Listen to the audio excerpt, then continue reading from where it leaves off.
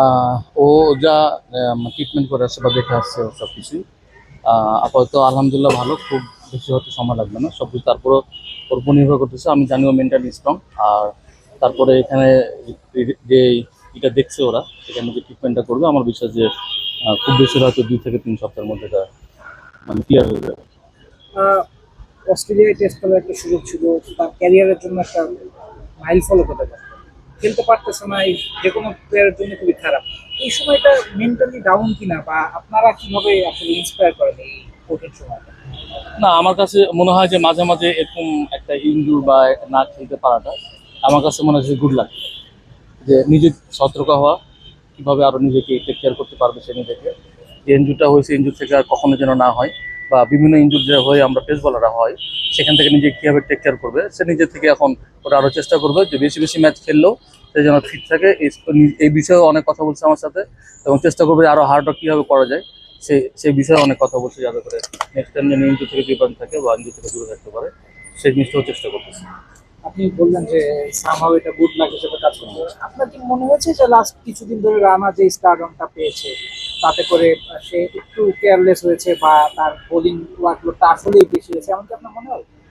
না, যেহেতু ভালো পারফর্ম করছে, উইকেট পাই ছিল, সব কিছু ওকে ছিল। হ্যাঁ, ইনজুরি কার কখন কি হবে হবে এটা বলা মুশকিল। হয়তো ম্যাচ খেলতে গিয়ে হয়েছে, এটা তো প্র্যাকটিস হতে পারতো, তখন আমরা কি বলতাম, বা এমনি নর্মালি বাইরে তো হতে পারতো। সেটার জন্য ব্যাড লাক। সেটা হয়তো মাঠে হয়েছে বলে আমরা বলছি যে অনেক বেশি ম্যাচ, অনেক বেশি খেলা হয়ে গেছে, এই কারণে হয়তো বা এটা বাইরে হতে পারতো।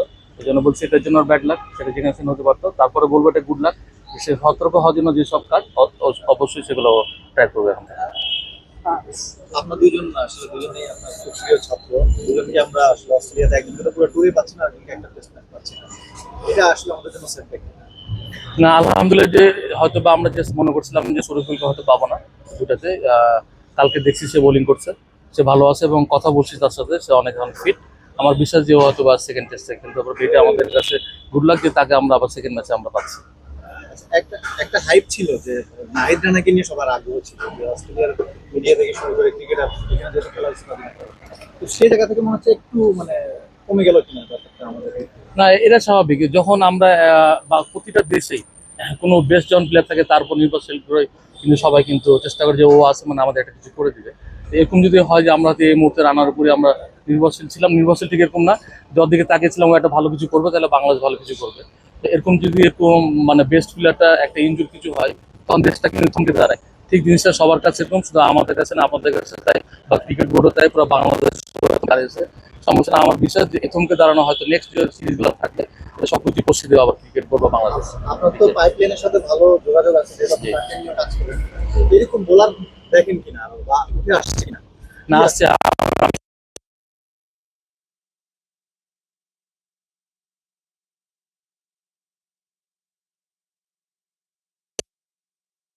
আমরা সবাই জানেন পেসটা কিন্তু একদম গড গিফটেড। হয়তো এরকম পেস এখনো পাই নাই, কিন্তু তারপরেও যারা আছে যথেষ্ট ভালো পেস বোলার আছে পাইপলাইনে। ভাইয়া, মুশফিক সুযোগ পেয়েছে, মুশফিক হাসান, আপনি তার সাথেও কাজ করেছেন। আহ, খুব বেশি কথা হচ্ছে না, খুব বেশি এক্সপেকটেশনসও নাই মুশফিকের কাছে। আপনি তার আসল চেহারাটা জানেন, মুশফিক কি করতে পারে অস্ট্রেলিয়াতে?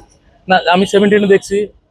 ওয়েল, ও ভালো এনার্জেটিক, অনেকক্ষণ বোলিং করতে পারে, এবং ও জোরেও বল করতে পারে। হয়তো বা সুযোগ এর আগেও পাইছিল, হয়তো ম্যাচ খেলানোর সুযোগ হয়নি তাকে। আমার বিশ্বাস যে অস্ট্রেলিয়া নিয়ে গেছে, আমার বিশ্বাস সে এখনো ভালো করবে।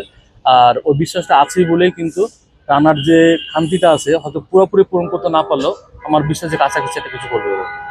এটা সারপ্রাইজ ফ্যাক্টর হিসেবে কাজ করতে পারে কিনা, কারণ মুশফিককে কেউ চেনেও না, জানেও না, অস্ট্রেলিয়ান ওরাও আসলে খুব বেশি স্টাডি করতে পারবে না।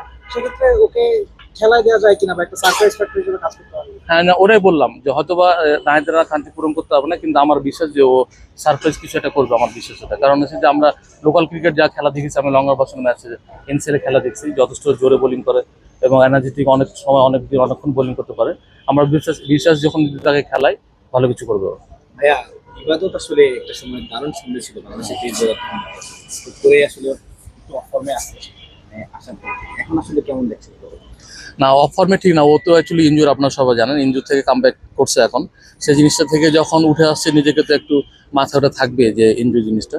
তারপরেও ইনজুর থেকে যে এখন আবার ব্যাকে আসছে, আস্তে আস্তে রিদমে আসছে। কালকে দেখা হয়েছে, এমনি কথা হয়েছে, অনেক ভালো আছে। আমার বিশ্বাস যে ও আস্তে আস্তে ওকে টাইম যদি দেয় ক্রিকেট বোর্ড, ও আগের একটা ছন্দ ফিরে পাবে, আমার বিশ্বাস।